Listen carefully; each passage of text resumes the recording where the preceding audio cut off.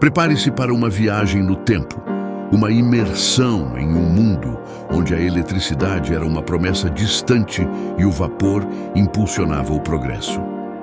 Em 1872, o Brasil era um império em transformação, com a sombra da escravidão ainda pairando sobre a nação. Neste vídeo, vamos desvendar os segredos de um ano que moldou o futuro do país. Vamos explorar as ruas de paralelepípedos, os salões de baile e os campos de café, onde a vida pulsava em ritmo próprio. Prepare-se para conhecer personagens fascinantes, desde o imperador Dom Pedro II, um visionário à frente de seu tempo, até os escravizados que lutavam por liberdade e dignidade. Vamos descobrir como a ciência e a tecnologia começavam a transformar a sociedade e como a cultura brasileira se expressava em meio a um turbilhão de mudanças. 872 foi um ano de contrastes, de esperança e desafios, de tradição e inovação. Um ano que nos convida a refletir sobre o passado para compreender o presente e construir o futuro. Quando pensamos no passado, é comum nos vir à memória as lembranças do nosso passado. Agora, quando o assunto é conhecer tempos há muito esquecidos, atualmente procuramos por vídeos documentários ou ler livros. Sim, eles ainda existem.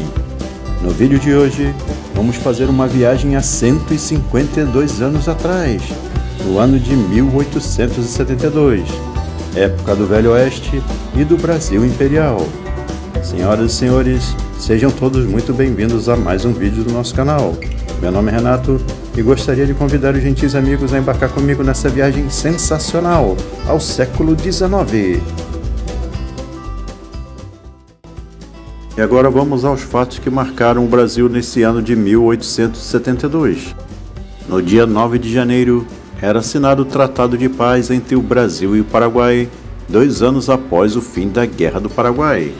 A Guerra do Paraguai foi o reflexo da consolidação das nações da Bacia Platina, Argentina, Uruguai, Brasil e Paraguai, e resultou em enorme destruição e grande saldo de mortos. Conflito de maior duração e proporção de toda a história da América do Sul, a Guerra do Paraguai foi o grande divisor de águas para todos os países envolvidos. A guerra durou desde o dia 12 de outubro de 1864 até o dia 1º de março de 1870. No dia 1º de agosto, era realizado o primeiro censo demográfico do país, em território brasileiro.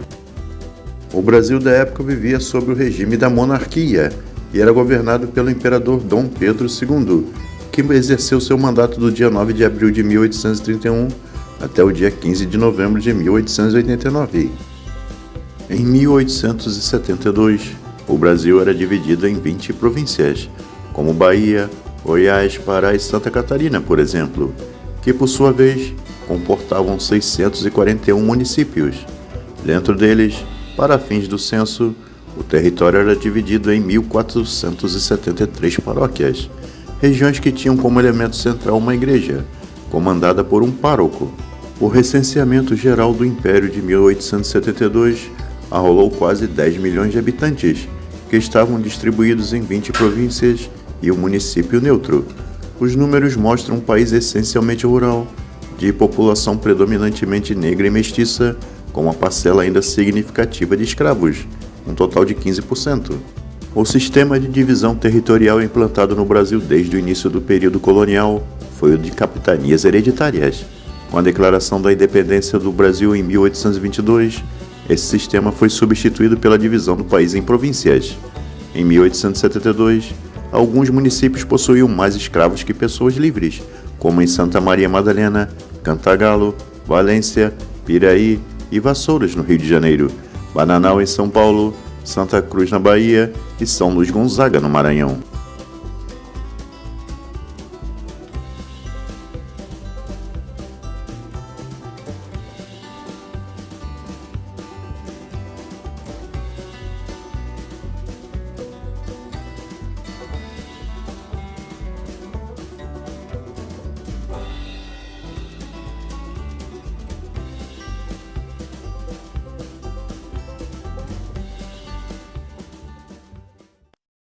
agora está na hora de conhecermos o Velho Oeste americano, um período bem peculiar da história daquele país.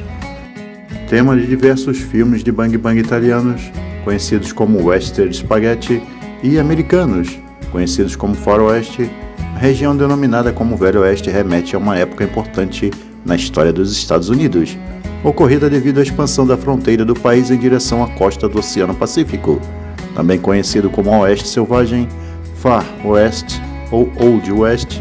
Esse período ficou marcado por uma ação realizada durante o governo de Thomas Jefferson, então presidente. Ele comprou a Louisiana no ano de 1803, simbolizando o avanço dos colonizadores à costa oeste americana, em busca de progresso e riqueza. Como em todos os processos de expansão da colonização, ocorreram diversos confrontos entre as etnias dos colonizadores e os povos que habitavam a região. Isso gera inúmeras mortes e, muitas vezes, causa a aniquilação total de alguns povos.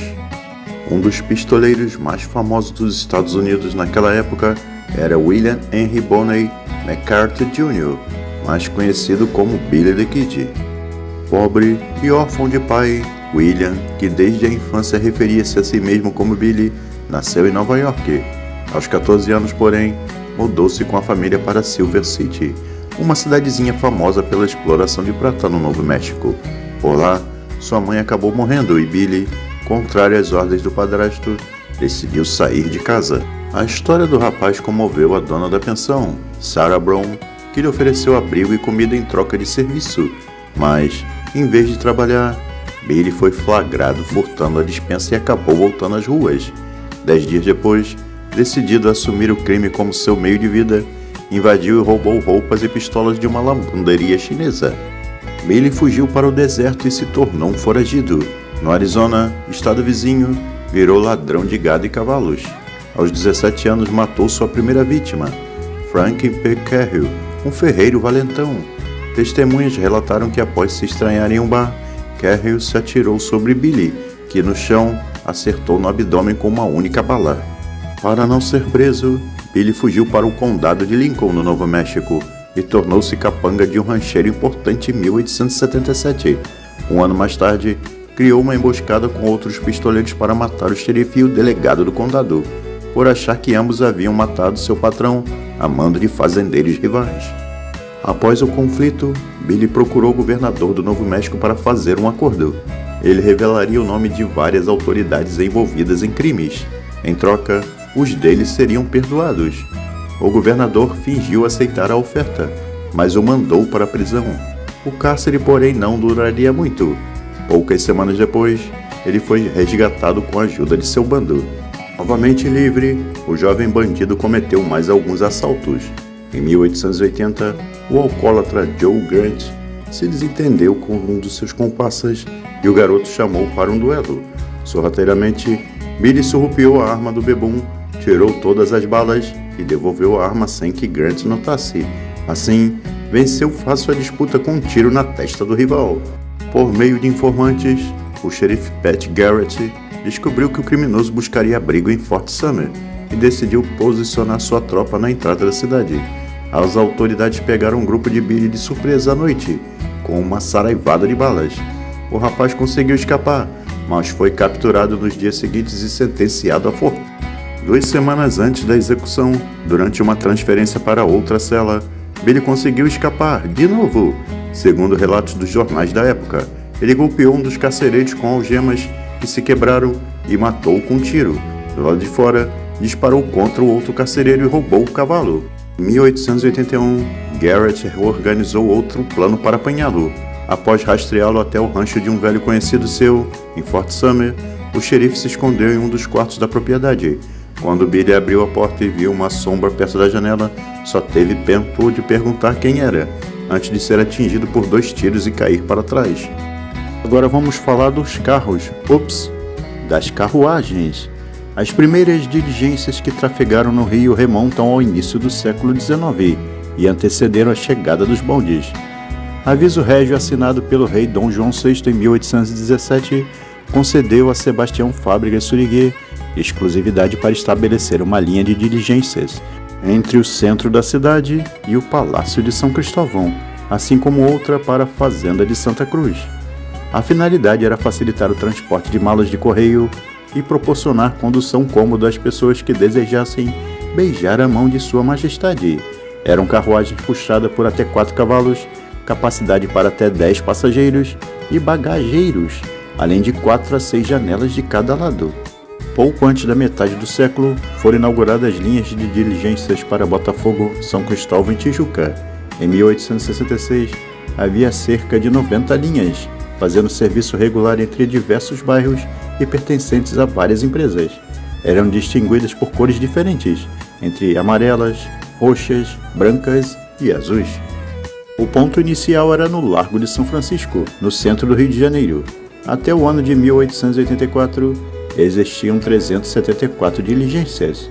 Com a chegada do bonde, entraram em decadência e deixaram definitivamente de circular em 1906. Agradecemos aos gentis amigos por terem assistido até aqui nosso vídeo. Lembrando, não se esqueçam de curtir e compartilhar. Se o amigo ainda não for inscrito no nosso canal, por gentileza se inscreva. E até o próximo vídeo, pessoal.